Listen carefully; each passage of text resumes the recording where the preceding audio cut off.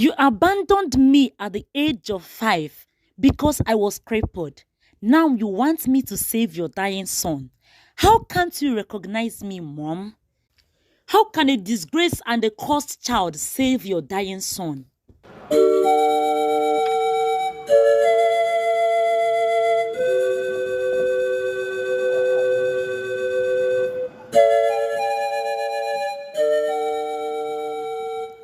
Story time. Once upon a time, in a distant village, there lived this beautiful couple, Acharugo and her husband Obinna, who had 4 handsome sons after 5 years of barrenness. This couple loved their children so much. Seeing their boys grow up gladdens their hearts. But one thing is left out. There is no female child among their children. This makes Acharugo to cry each time she entered the market and saw a beautiful feminine outfit. She would wish she had a daughter that she would have bought the dress for. She always imagined how the beautiful clothes would have looked on her beautiful daughter if she had one. She prayed and cried to God every night for a daughter. Her lovely husband advised her to stop crying for a female child, for he is okay with the children God has given them. But she wouldn't listen.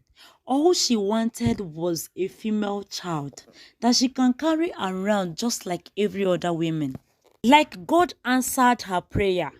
Some years later, Acharugo became pregnant. Each day, she prayed for her child to be a female child. After 9 months, she gave birth to a baby girl. Her daughter was as beautiful as the morning star. Acharugo was so happy that God has answered her prayer. She named her daughter Mmasinachi, but she preferred calling her Mmase. She bought all kinds of expensive things for her beautiful daughter. Her happiness began to die 3 years after the birth of Mmase. After she had waited for her beautiful daughter to walk within her first birthday, but she didn't.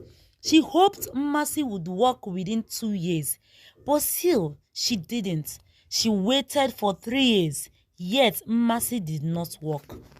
People started gossiping that she had a beautiful crippled child. Some would call her Mama Ngoro, meaning mother to the crippled.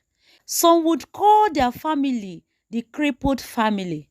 This made Acharugo regret ever asking God for a daughter.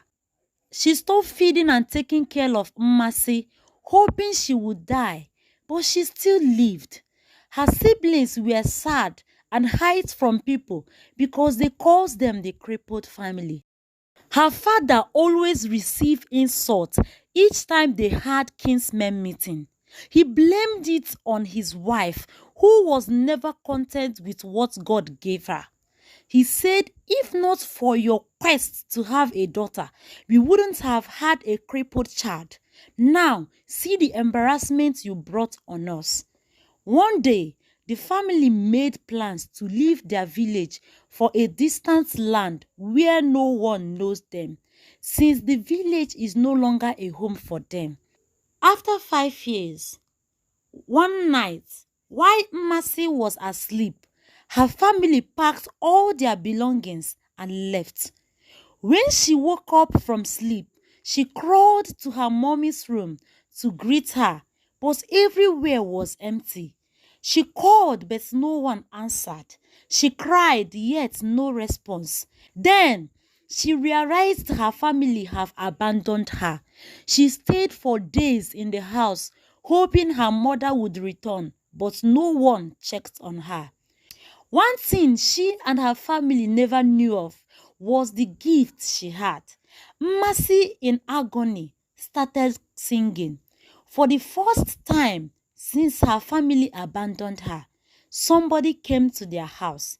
As she was singing, people nearby who heard her voice were curious to see the owner of the beautiful voice. They came and saw that it was Mmase the crippled. She stopped singing at the sight of those people, but they begged her to sing one more time for them. Then she realized she had a beautiful voice. After singing for the people that have gathered in their compound, they gave her food and some other gifts. Since then, she began to sing in the village square, and within a space of time, people began to invite her to sing for events. This was how she fed herself and took care of her minor needs. One day, a businessman came to their village for a business trip. As he was passing by, he saw her singing under a tree and called her to come over. But she couldn't walk. He was surprised to see a beautiful child with beautiful voice but not walking. He took her to the king. He said he knew a herbalist that can make her walk. Their king allowed him to take her. He took her to the herbalist in their town, who cured her, and she started walking. This businessman and his lovely wife had only a son. His wife loved Mercy immediately she saw her. She took very good care of her till she was healed. She begged Mercy to live with them and be part of their family, since she had no family to go to. Mercy agreed and lived with them. This couple trained her together with their son, Ikedi. They trained them in business. Mercy and Ikedi were so intelligent that they learned the business strategy so fast that they sell off their goods faster than every other person in the market. This is because Mercy uses her melodious voice to sell their market. She sings about every goods they had, and people, in order to enjoy her song, goes to purchase from them. Mercy and Ikedi became very rich within a space of time.